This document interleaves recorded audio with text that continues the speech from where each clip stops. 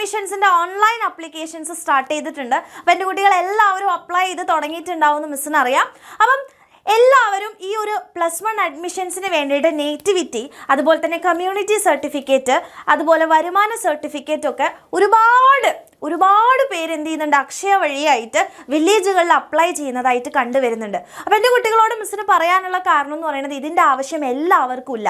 അതായത് നമ്മുടെ നേറ്റിവിറ്റി അതുപോലെ തന്നെ കമ്മ്യൂണിറ്റി തെളിയിക്കാൻ വേണ്ടി നമ്മുടെ SSLC സർട്ടിഫിക്കറ്റ് മാത്രം മതി.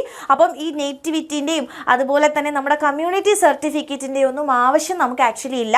ആകെ ഈ കമ്മ്യൂണിറ്റി സർട്ടിഫിക്കറ്റും നേറ്റിവിറ്റി സർട്ടിഫിക്കറ്റും ആവശ്യം വരുന്നത് SC ST OEC ആയിട്ടുള്ള ഈ വിഭാഗത്തിൽ പെടുന്ന മക്കൾക്ക് മാത്രമാണ് ഈ ഒരു സർട്ടിഫിക്കറ്റിൻ്റെ ആവശ്യമുള്ളൂ. അപ്പോൾ അവർ മാത്രം എന്ത് ചെയ്താൽ മതി, അപ്ലൈ ചെയ്താൽ മതി. ബാക്കി എല്ലാ കമ്മ്യൂണിറ്റിക്കാർക്കും നിങ്ങൾക്കുള്ള കമ്മ്യൂണിറ്റിയും അതുപോലെ തന്നെ നേറ്റിവിറ്റിയും തെളിയിക്കുന്ന സർട്ടിഫിക്കറ്റ് ആയിട്ട് നമുക്ക് SSLC സർട്ടിഫിക്കറ്റിനെ തന്നെ യൂസ് ചെയ്യാം.